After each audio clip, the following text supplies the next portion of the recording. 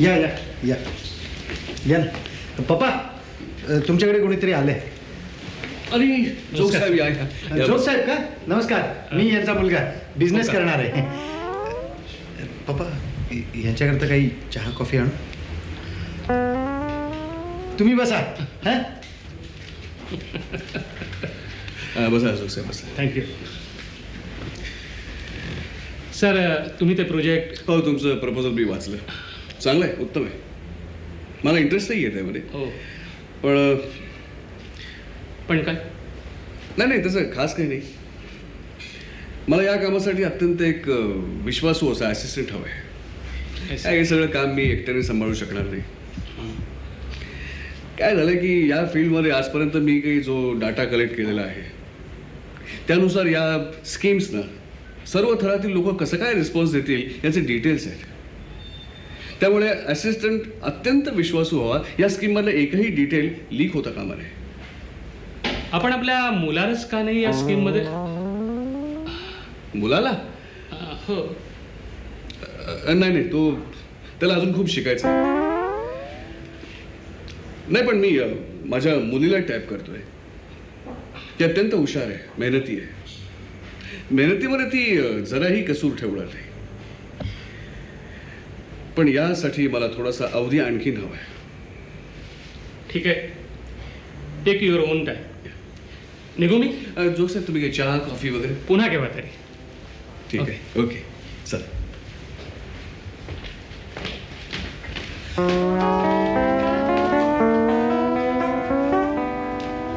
कुठेच गेलं सगळं?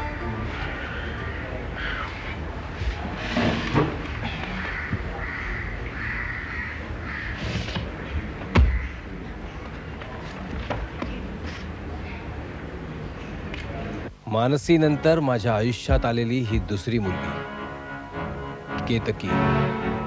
मानसीने माझ्या प्रेमाचा जो अव्हेर केला त्याचा प्रतिशोध यापुढे माझ्या आयुष्यात येणाऱ्या प्रत्येक मुलीवर मी घेईन. बरं झालं लवकर आलीस. हे बघ, हे पत्र पोस्टात नेऊन टाक. विवाह मंडळात नाव नोंदवायचं ना तुझं. लवकरच तुझं लग्न जमेल.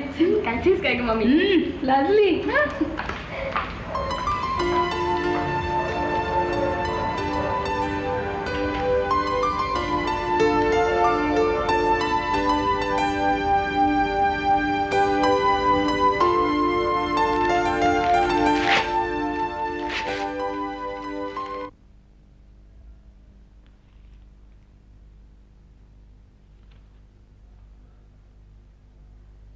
जरा बाहेर याल का?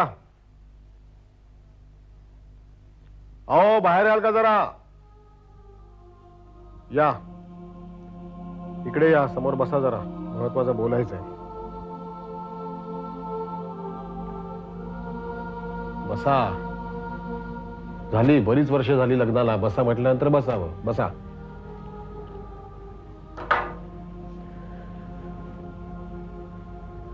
तुमच्या चिरंजीवांचं लक्षण अलीकडे काही ठीक दिसत नाही मला. माझ्याशी अगदी हाड वैर असल्याप्रमाणे वागायला लागलाय तो. त्याला जरा समजवा. त्याला म्हणावं बापाचं नाव लावलंस तर नुकसान नाही होणार कधी, झाला तर फायदाच होईल. तो हुशार आहे म्हणून सांगतोय. त्याला जरा समजवा. सांगा जरा. सांगेन मी त्याला. काय? हेच की बापाचा मान ठेवा हे नका सांगू. ते आहेच, त्याच्या पुढचं काहीतरी मी सांगतोय. जरा म्हणा डोळे उघडे ठेवून जरा भविष्याचा विचार करायला शिका. आता तो फक्त पैशाच्या मागे लागलेला आहे आणि ह्या त्याच्या वृत्तीमुळे, त्याच्या हुशारीचा आसपासचं जग फक्त गैरफायदा घेणार आहे आणि मोहापायी तो स्वतःची किंमत कमी करून घेणार आहे. हे होऊ नये अशी माझी इच्छा आहे. त्याला जरा समजवा. हुशार आहे, मेहनती आहे, आधी म्हणून ज्ञान कमव, प्रतिष्ठा कमव, मग पैसा आपोआप येईल. लग्नाचं काहीतरी ठरवा आणि काय करा, त्याच्यावरही बंधनं आणा. त्यालाही मर्यादा घाला जशा माझ्यावर पडणार होत्या. मी होतो म्हणून मी भावलो. त्याचं नाही तसं होणार. तो गुदमरून जाईल, प्रगती करणार नाही, काही तिथेच राहील. हे बघा, तुम्ही हे भलत्या चालत्या वेळेला त्याच्या डोक्यात लग्ना बिग्नाचं खूळ तुम्ही भरू नका. त्याला जेव्हा करावं असं वाटेल तेव्हा करेल. काय म्हणतो मी, कळतंय का? आज सकाळी मी त्याला जे बोललो की त्या तांब्याच्या मुलाला कॉलेजमध्ये मीच लावून दिला, त्याला एक कारण आहे. त्या मुलाला नोकरीची आत्ता ह्या क्षणी जास्त गरज आहे आपल्या मुलापेक्षा. आपला गुरु काही ना काहीतरी करतोच आहे, त्याला समजवा. आधीच त्याला माझ्याबद्दल तुमच्याबद्दल त्याला प्रेम वाटत नाही हेच ना? कितींदा सांगाल हे?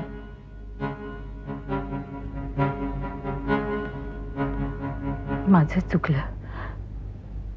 मी असं बोलायला नको होतं.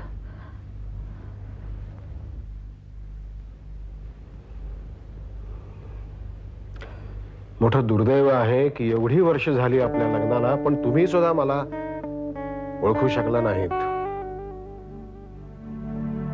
त्यामुळे आपल्या दोघांमधली दरी कायम वाढतच गेली. सुसंवाद असा कधी आपल्या दोघांमध्ये घडलाच नाही. आणि मग पर्यायाने मी आणि माझा मुलगा, आमच्या दोघांचीही एकमेकांबद्दलची जी मतं आहेत ती अधिकाधिक कठोरच होत गेली.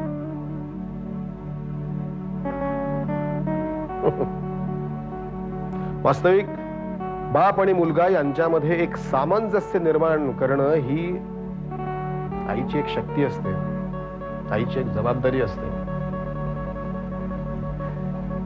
मला दुर्दैवाने असं म्हणावं असं वाटतं की तुमच्यातल्या आईनी ही जबाबदारी पूर्णपणे कधीही पार पाडली नाही. तुम्ही अपयशी ठरलेला आहात. एवढ्या शिकल्या सवरलेल्या तुम्ही काय काय केलं, तुम्ही काय मिळवलं? एकदाही कधी घराच्या उंबरड्याच्या बाहेर जाऊन पाहिलं नाहीत, विचारलं नाहीत की आपला नवरा कशासाठी मोठा म्हटला जातो, त्याचा जग कशासाठी सन्मान करतं. घरामध्ये बसून फक्त नवऱ्याचं कौतुक ऐकत राहिलात. चिरंजीवाने असंच वाटतंय की आपल्या बापाने स्वतःचा मोठेपणा जपण्याकरता आपल्या आईचा बळी घेतला. जरा समजावा समजावा चिरंजीवाना. हुशार आहेत ते म्हणून सांगतोय, समजावा. आणि तुमचं हे जे काही आहे ना, जरासा सुसंवाद घडवण्याची प्रक्रिया सुरू झाली की ताबडतोब तुमची मीनाकुमारी होते, लगेच डोळ्यात आसवं येतात. हे मोठं कठीण आहे, हे थांबवा जरा आता. आणि आणखीन एक, जरा घरामध्ये वातावरण प्रसन्न ठेवण्याची कामगिरी कराल तर फार मेहरबानी होईल. बघा कसं काय जमतंय ते.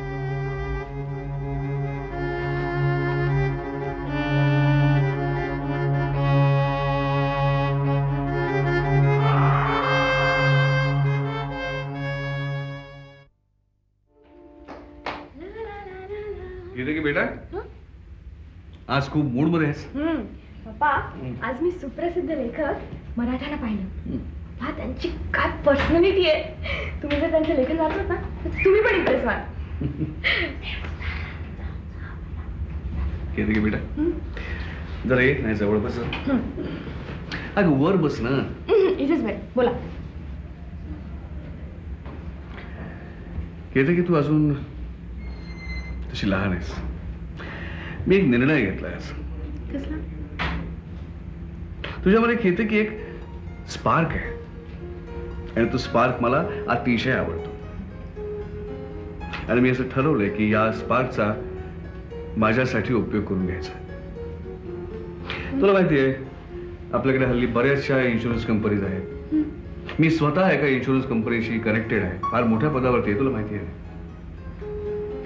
झालंय काय की काही परदेशी लोक इथे एक इन्शुरन्स कंपनी फ्लोट करू इच्छित आहेत, आणि त्यांनी मला होल अँड सोल सर्वे सर्वा या कंपनीचा म्हणून ऑफर दिलेली आहे.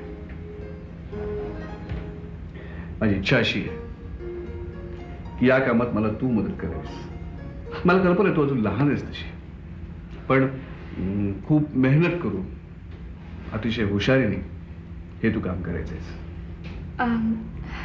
पप्पा, पण मला इंटरेस्ट नाही आहे त्याच्यात. आणि असे बाहेरून येणाऱ्या लोकांसाठी तुम्ही आपलं सर्वस्व पणाला लावणं, आणि ते इथल्या लोकांच्या खांद्यावर बंदुका ठेवून, जरा विचित्र नाही का वाटत?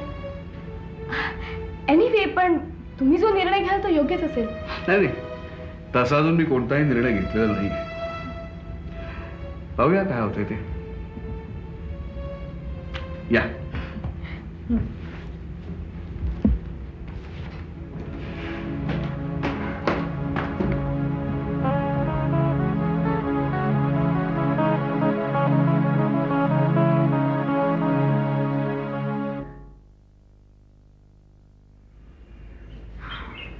मानसीनंतर माझ्या आयुष्यात आलेली ही दुसरी मुलगी केतकी.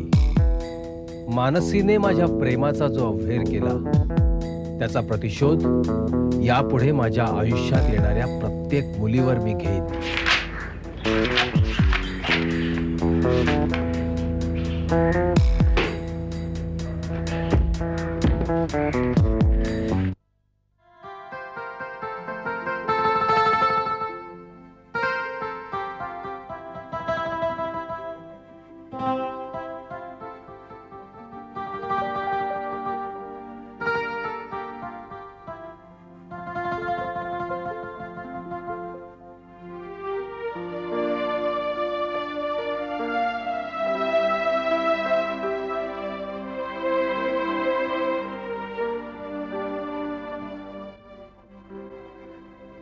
अय्या सर, तुम्ही बसा ना.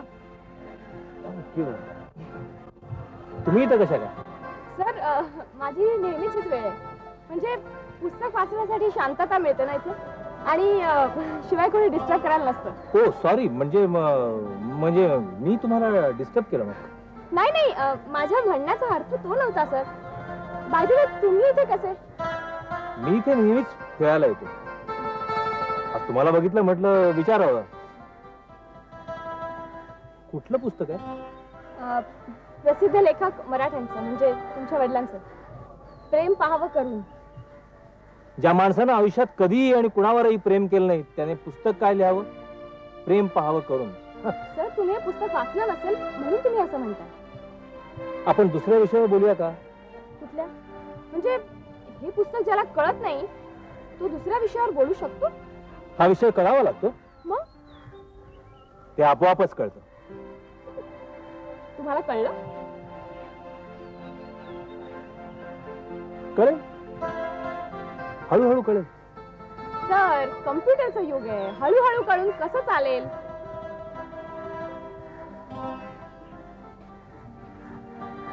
तुमच्या घरचा नंबर काय?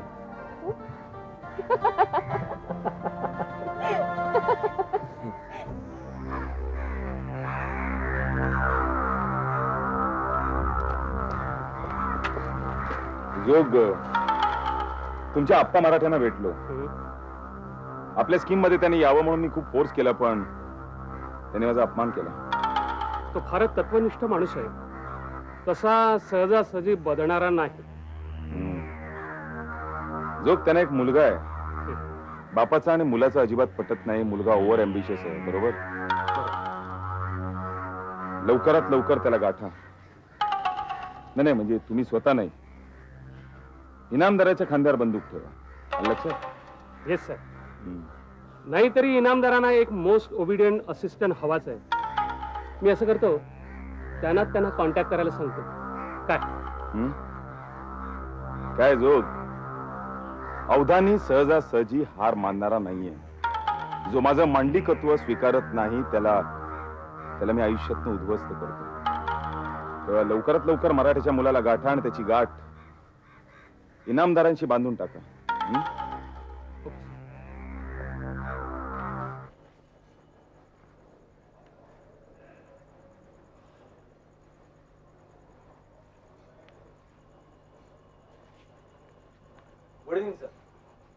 अरे या या या या, तुमचीच वाट पाहत होतो. रिअली? तुमचं बायोडेटा वाचलं मी. मनामध्ये काही प्रश्न उभे राहिले. I am sorry. खरं म्हणजे तुमचा बायोडेटा मनामध्ये इतका वेळ घोळत होता की तुम्हाला साधं बसा म्हणायचं मला भान राहिलं नाही. I am sorry. बस. No problems and no formalities. मला तुमचा हा स्वभाव आवडला. हवापाण्याच्या गोष्टी करण्यात खरं तर मलाही इंटरेस्ट नाही. तुमचा बायोडेटा वाचला मी. त्याच्यामुळे तुम्ही तुमचं नाव लिहिलंय, आडनाव दिलंय, वडिलांचं नाव नाही लिहिलं. नाही, वडिलांचं नाव लावून जगण्यात मला स्वारस्य नाही. मला त्यांच्या नावाचा फायदाही नकोय आणि तोटाही नकोय. गुड, आवडलं मला. दुसरं असं, तुम्ही कॉलेजमध्ये शिकवता, प्राध्यापक आहात, नोकरी चांगली आहे. हे नोकरी सोडून तुम्ही कॉलेजमधली नोकरी सोडण्याची कारण फारच वैयक्तिक आहेत. ती विचारण्याचा आग्रह आपण न धरला तर आय विल बी थँकफुल. हेही आवडलं मला. मला आणखीन एक सांगा, तुमचा अर्थशास्त्राचा अभ्यास तुम्ही अद्यावत कसं काय ठेवता? कॉलेजमध्ये मी अर्थशास्त्र शिकवतो हे मी आपल्याला सांगितलंच. दुसरी एक गोष्ट मी फारशी कोणाला सांगितली नाहीये, पण वर्तमानपत्रात गुंतवणुकीवर चाणक्य या नावाने सदर मीच लिहितो. I see. तुम्ही चाणक्य आहात काय? अच्छा अच्छा. वाचतो मी ते सगळं. चांगलं आहे. थँक्स. खरं म्हणजे माझ्या मनात अनेक वेळा प्रश्न आला होता की त्या संपादकाला फोन करून विचारावं, अरे बाबू कोण आहे हा चाणक्य? काय जर की हे अर्थशास्त्र शिकवत नुसती कॉलेजमधली मेंढरं हाकायची, त्यापेक्षा मला हे live project I appreciate much more. Okay mister Gururaj Marathe, मला असं वाटतंय, माझी खात्री झाली जवळजवळ की मला हवे असलेले ग्रस्त तुम्ही आहात. थँक्स. या फाईल्स घेऊन जा वाचायला. किती वेळ लागेल वाचायला? फारसा नाही, कारण वाया घालवण्या इतका वेळ माझ्याकडे नाहीये. गुड. मला तुमचा सल्ला हवाय, अर्थात फुकट नाही, योग्य ती किंमत देऊ. It's my pleasure sir. Thanks a lot. हा अवधानी, हा मी आता इनामदार साहेबांच्या घरी पोहोचलोय. आता 4 वाजले. हा नाही नाही, उडत उडत आलो असतो तर कदाचित याच्या आधी पोहोचलो असतो. हो, मी नंतर फोन करतो. ओके.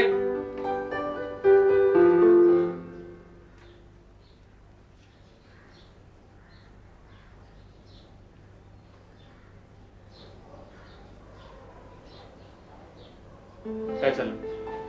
नाही, तुमच्याशी काय बोलायचं याचा विचार करतोय. का बो? काय नाही, आपलं असंच एक आपली स्टाईल आहे अशी. हो.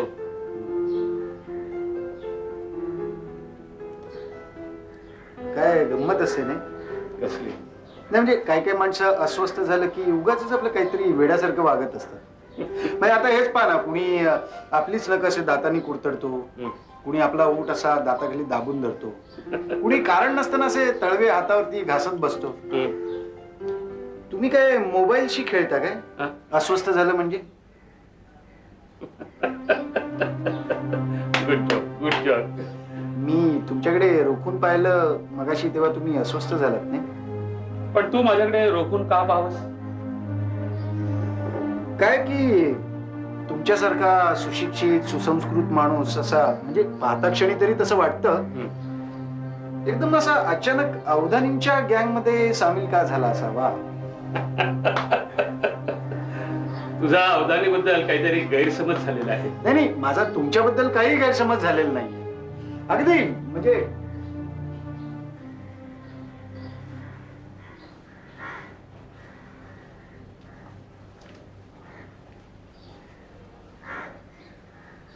Welcome to. अरे या या या गुरुराज या. तुमचीच वाट पाहत. जो माझा निर्णय झालेला आहे, पण काही तांत्रिक अडचणीमुळे मी सध्या नोकरीचा राजीनामा देऊ शकत नाही. पण आता तुमच्या या प्रोजेक्टला माझा पूर्णपणे पाठिंबा आहे. आणि गुरुराज, तुमची इच्छा असेल तर तुम्ही माझ्या वतीने या प्रोजेक्टमध्ये काम करू शकता. इच्छा असली तर म्हणजे तुम्हाला तुमच्या या प्राध्यापकीचा राजीनामा द्यावा लागेल. ओ वेल वेल वेल वेल वेल. राजीनामा तयार आहे. माफ करा, पण भाईना तुमचंच नाव तिथं हवंय. तुमची पक्की इन्व्हॉल्वमेंट असल्याशिवाय पुढे जायचंच नाही असा त्यांचा आदेश आहे. काय तुमचा अप्रत्यक्ष पाठिंबा आणि प्रत्यक्ष सहभाग यात जमीन आसमानाचा फरक आहे. तोही विचार मी केलेला आहे.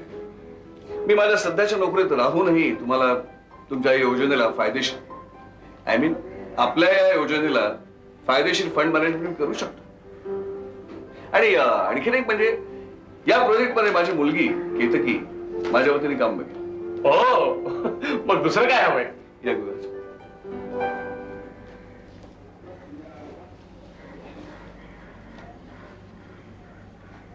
हॅलो अवधानी, हा काम जवळजवळ झाल्यासारखं आहे. हो, मी डिटेल्स घेऊन येतोच. आपण नंतर बोलू. ओके.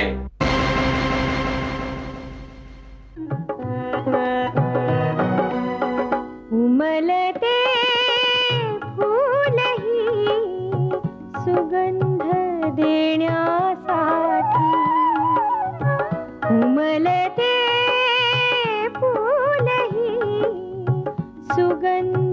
देण्यासाठी सुकून जाण्याची तिला कसली चिंता